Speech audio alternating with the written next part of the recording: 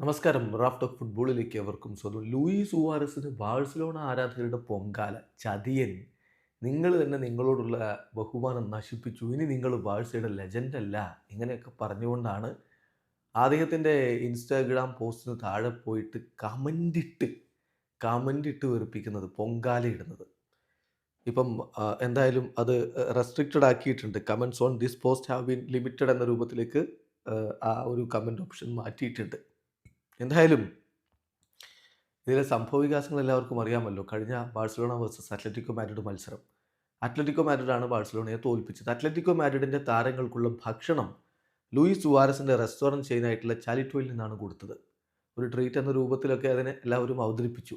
അതിപ്പം ബാഴ്സലോണയ്ക്ക് വേണ്ടി 6 വർഷക്കാലം കളിച്ചയാളാണ് സുവാരസ്, ശരിയാണ്. അത് കഴിഞ്ഞിട്ട് പിന്നീട് അദ്ദേഹം അവസാനം ലാലിഗയിൽ കളിച്ച 2 വർഷം കളിച്ചിട്ടുള്ളത് അത്ലറ്റിക്കോ മാഡ്രിഡിനൊപ്പമായിരുന്നു. ഏതായാലും അത്ലറ്റിക്കോ മാഡ്രിഡിന് അദ്ദേഹത്തിൻ്റെ റെസ്റ്റോറൻറ്റിൽ നിന്ന് ഭക്ഷണം, അത് റെസ്റ്റോറൻറ്റിനൊരു ആഡ് കൂടിയായിട്ട് ചെയ്തതാണ്, പ്രൊമോഷൻ കൂടിയായിട്ട് ചെയ്തതാണെന്നുള്ളത് വളരെ വ്യക്തമാണ്. പക്ഷേ അത് ബാഴ്സ ആരാധകർക്ക് ദഹിച്ചിട്ടില്ല.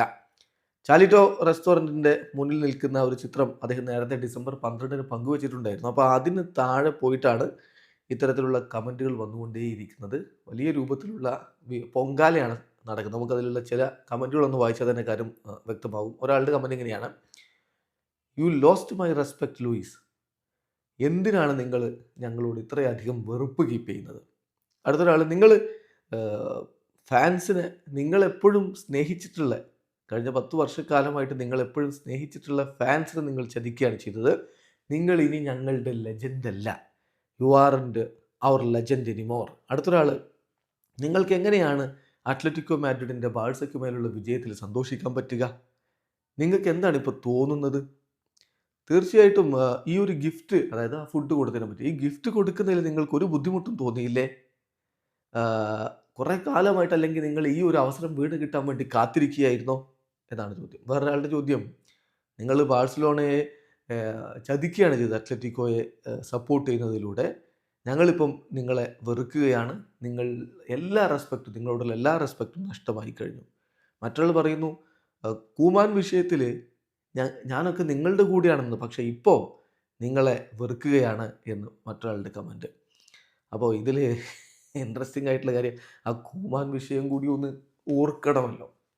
അതെങ്ങനെയാണ് ബാഴ്സലോണയിൽ അദ്ദേഹം കൂടുതൽ കാലം കളിച്ചു, ശരിയാണ്. പക്ഷേ എങ്ങനെയാണ് ബാഴ്സലോണ അദ്ദേഹത്തെ ട്രീറ്റ് ചെയ്തത്? അവസാനം അദ്ദേഹത്തെ പദ്ധതിയിൽ ഇല്ല എന്ന് പറഞ്ഞുകൊണ്ട് മാറ്റി നിർത്തുന്നു, സെപ്പറേറ്റ് ട്രെയിൻ ചെയ്യിക്കുന്നു, എന്നിട്ട് പുഷ് ചെയ്ത് പുറത്താക്കുകയാണ് ചെയ്തത്. റൊണാൾഡോ കുമാൻ പറഞ്ഞു, എൻ്റെ തീരുമാനമായിരുന്നില്ല, എന്നോട് ബോർഡ് അങ്ങനെ പറഞ്ഞിട്ടാണ് ഞാനത് നേരിട്ട് പോയി സുവാരസിനോട് പറഞ്ഞ് നിങ്ങളെ പരിഗണിക്കുന്നില്ല എന്ന് കൂമാൻ പിന്നെ വ്യക്തമാക്കിയതാണ്.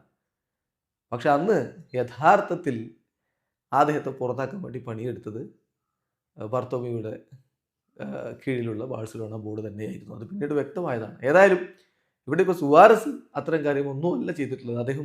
അദ്ദേഹത്തിൻ്റെ റെസ്റ്റോറൻറ്റിന് ഒരു പ്രൊമോഷൻ, പിന്നെ നമുക്കറിയാമല്ലോ അദ്ദേഹത്തിൻ്റെ കൂടെ കളിച്ചിട്ടുള്ളവർ ഇപ്പോഴും അത്ലറ്റിക്കോ മാഡ്രിഡിലുണ്ട്. ബാഴ്സയുടെ ഒരു സ്ക്വാഡിൽ ആരാണുള്ളത്?